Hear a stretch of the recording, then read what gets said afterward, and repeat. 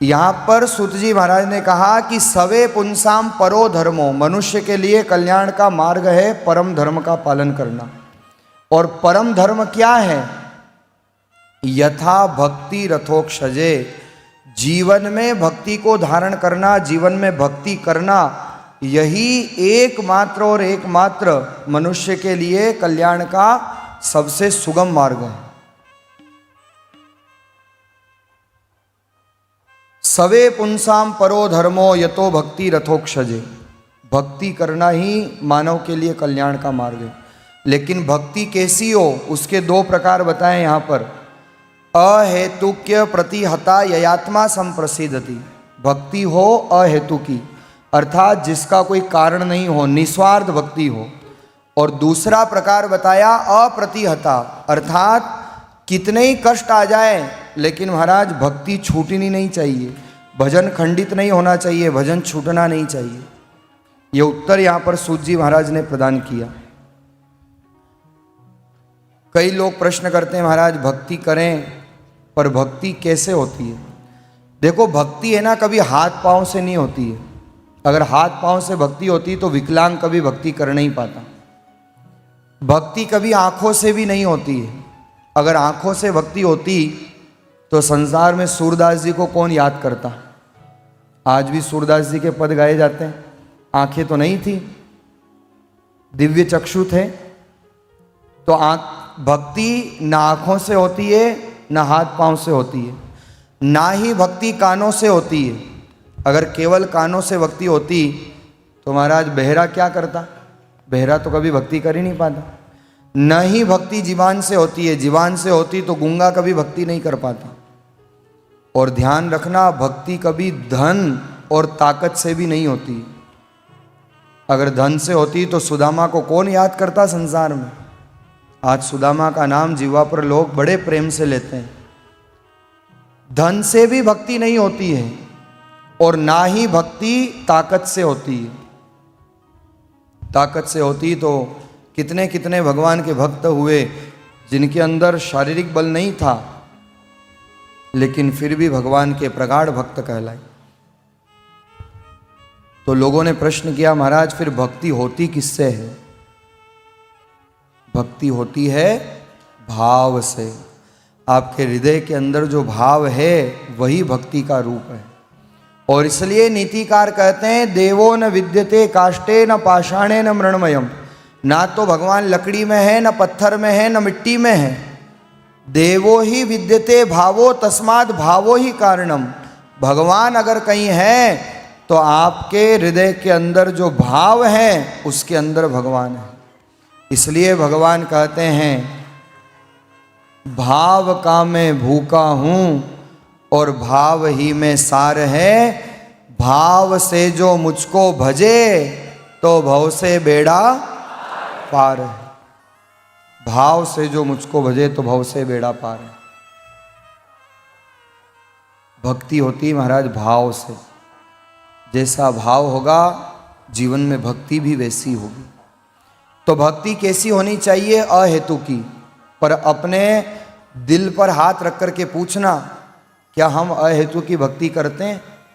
अरे मंदिर भी जाते हैं ना महाराज तो मांगने जाते हैं। लंबी चौड़ी लिस्ट होती है, भगवान ये दे देना, ये दे देना, पोता दे देना, बंगला दे देना, गाड़ी दे देना, बींदनी दे देना, न जाने क्या क्या लिस्टें होती है लोगों की। इसको भक्ति नहीं कहते महाराज। और फिर मैं इस संदर्भ में हमेशा कहता हूं मत सोच जिंदगी के बारे में इतना, जिसने जिंदगी दी है उसने भी तो कुछ सोचा होगा, जिसने जीवन दिया है उसने भी तो कुछ सोचा होगा। हम थोड़ी सी परिस्थितियां विपरीत होती है और भक्ति छोड़ देते हैं, भजन छोड़ देते हैं, हमारे आराध्य से हमारा विश्वास टूटने लगता है। ये तो भगवान की परीक्षाएं हैं। और भगवान परीक्षा भी उसी की लेता है महाराज जो परीक्षा देने के योग्य हो।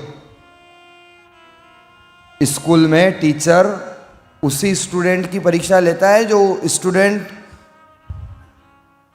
उतनी एबिलिटी रखता हो। तो परीक्षा भी उसकी ली जाती है जो परीक्षा देने योग्य हो। तो अहेतु की भक्ति अहेतु की भक्ति का अर्थ है जिसका कोई कारण नहीं हो, जिसमें कोई मांगने का भाव नहीं हो।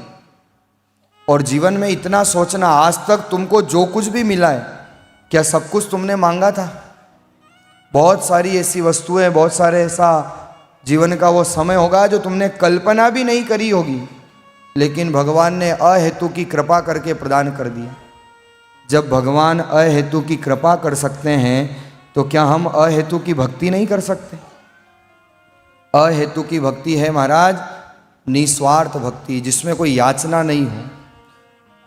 लोगों की स्थिति तो क्या है महाराज, एरन की चोरी करे और करे सुई को दान, ऊपर चढ़ के देखत है कब आवे विमान। एक माला भी फेर लो ना तो मन में भाव आता है कि इस माला फेरने का फल कब मिलेगा, ये हमने पुण्य किया, इसका फल कब मिलेगा। लेकिन महाराज लोग ये भूल जाते हैं। एक बार क्या हुआ, पनघट पर बहुत सारी महिलाएं जल भर रही थी एक गाँव में, और उस पनघट पर जब महिलाएं जल भर रही थी तो वहाँ से कबीर जी का निकलना हुआ। तो कबीर जी के कानों में शब्द गए।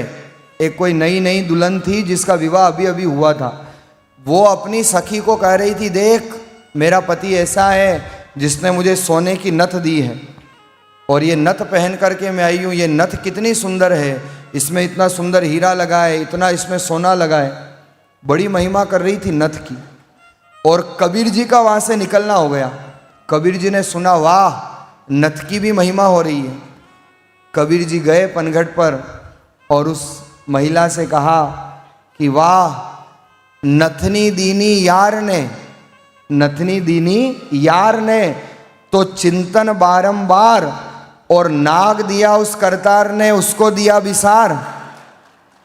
वो जरा सी नथनी दी, उसकी तो बड़ी महिमा हो रही है, बड़े गुणगान।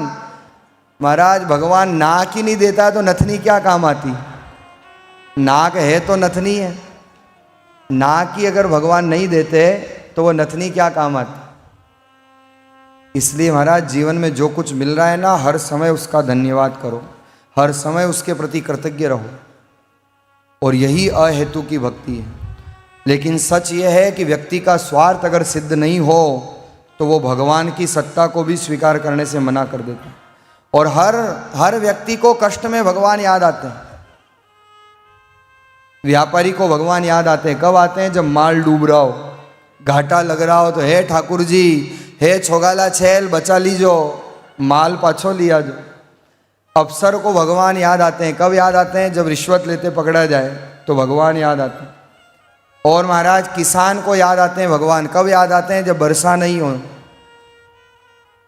और तो छोड़ो, आपके घर के बच्चों को भी याद आते हैं भगवान, कब आते हैं? अच्छा आपको पता है कब याद आते हैं? एग्जाम में। तो एग्जाम जब आती है ना, उसमें घर के बच्चों को भी जो है भगवान याद आते हैं।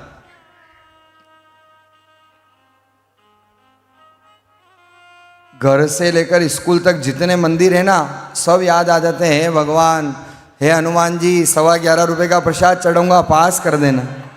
और हनुमान जी भी इतने भोले हैं कि कृपा कर देते हैं। हर व्यक्ति को अलग अलग समय भगवान याद आते हैं, पर महाराज वास्तविक भक्त वो है जिसको हर समय भगवान याद आते हैं, वो वास्तविक भक्त है।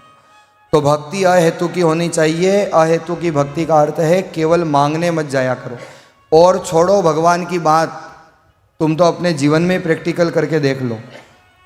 तुम्हारे घर पे कोई व्यक्ति रोज आए और रोज कहे, भैया आज ये दे दे, आज ये दे दे, आज ये दे दे, थोड़े दिन में आप घबरा जाओगे, उससे हाथ जोड़ करके कहोगे, भैया तू मांगने ही आता है क्या?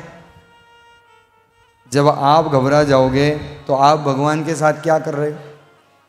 इसलिए भगवान के पास जाओ, भगवान से कहो, प्रभु मैं आपका हूं, आप मेरे हो।